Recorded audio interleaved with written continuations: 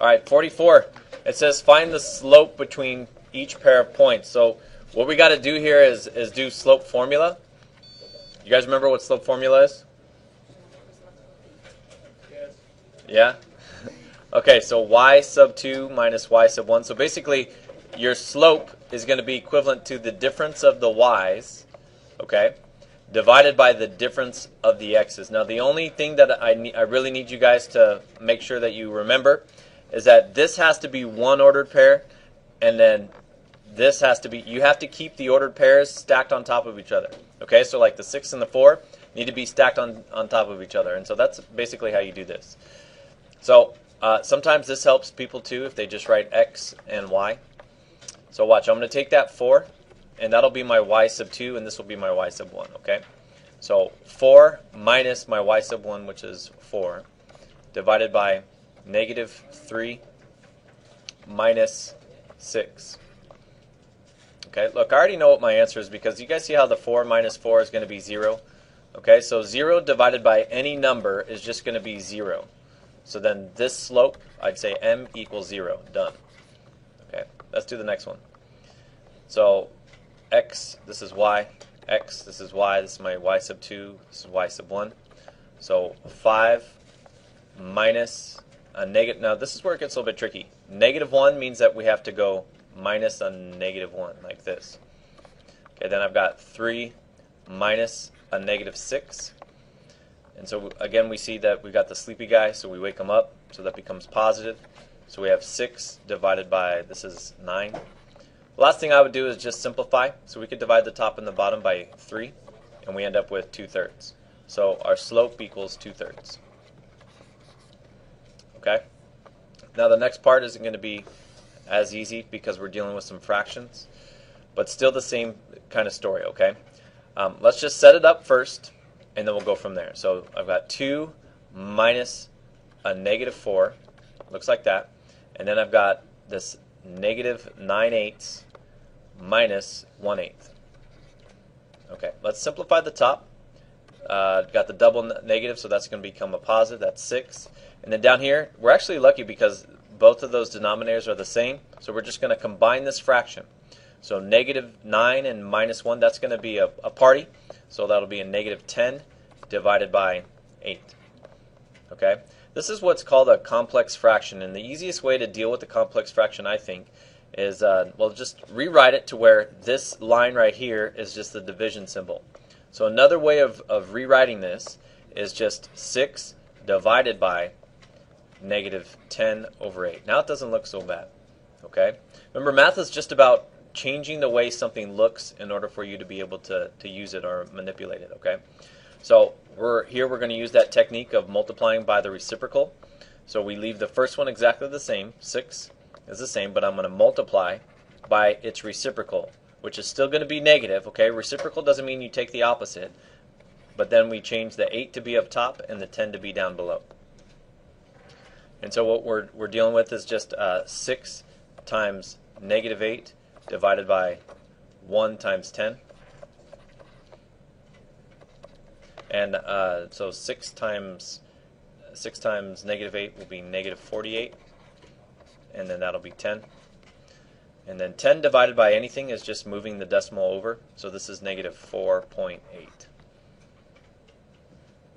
Okay? That's how you do that one. I'll do 45 later. All right, these are the last couple of questions. 46 through 51, we have to graph it. So y equals x. The easiest way to graph this is just to use a t-chart, and that's how I'd recommend doing all of these. So here's a coordinate plane. In a t-chart, we're just going to choose some x values. So as we go this way on our x-axis and this way on our x-axis, what does the y values do? So if x is 1, y is 1. Okay, so at 1, we go up 1. When x is 2, well, y is 2. So at 2, there's going to be 2. Okay, now let's go back the other direction. So if I have negative 1 and negative 2, so it's basically just reflecting the value. So then it goes negative 1, we're going to go down 1. Negative 2, we go down to negative 2. So here we see that we've got a straight line that cuts across like this. Okay, and the values are going to continue. Now 47 is going to work in a similar fashion. So we're just going to use a t-chart. Let's choose the same values. Let's see what it looks like as we go this way, and also as we go back this way here. So let's see. So x squared, so that's going to be 1. 1 squared is 1, and then 2 squared is 4. So instead of being like a linear equation, notice what's happening here. At 1 it's going here, and then at 2 it's going all the way up here. Now let's see what happens if we go backwards. -1 and -2. If you square a negative, it's going to stay positive. So we're going to have the same values, but just going this way. All right. Now, what is 0 squared? Just be 0, right? So that means that we have a point right here. So this is a parabola. So this parabola is going to have a U-shaped pattern to it.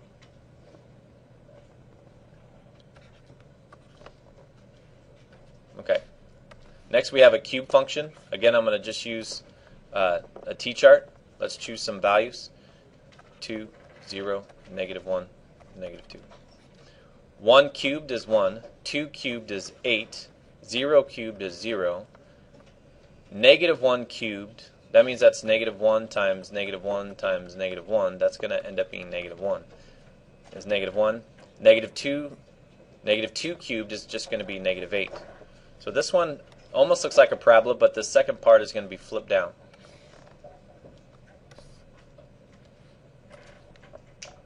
So at 1, it's 1.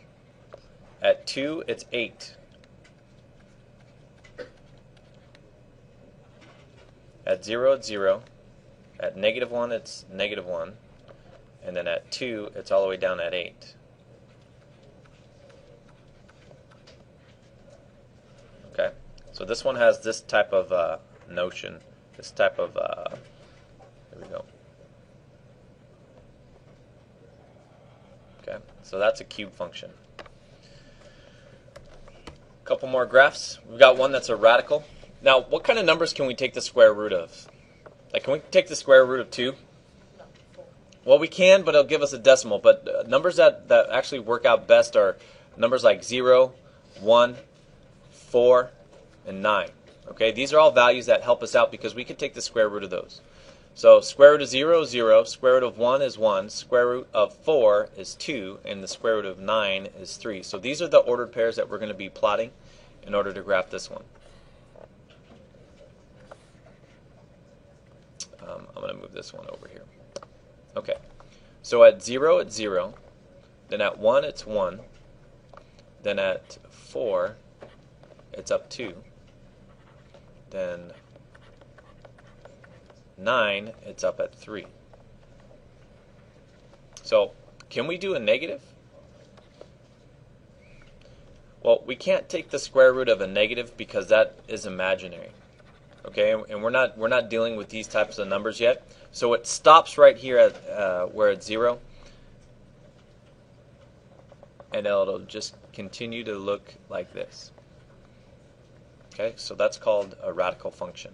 All right, next we have an absolute value. Do you guys remember what absolute value is? If you take the absolute value of any number, it's just going to change it to be positive. So if I take the absolute value of 1, that's going to be 1. Absolute value of 2 is 2. Absolute value of -1 is 1. And absolute value of -2 is positive 2.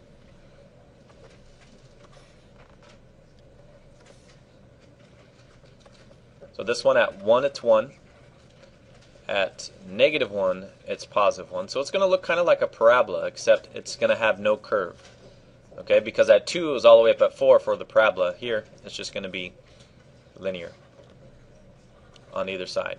So this one actually, instead of looking like and at 0's absolute value of 0, 0, it's looking like a line going up like this way and a line going up like this over here. So it's more of like a V. Okay?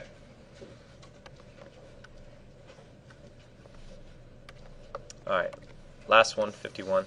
This one is a rational function. So we'll just use a t-chart.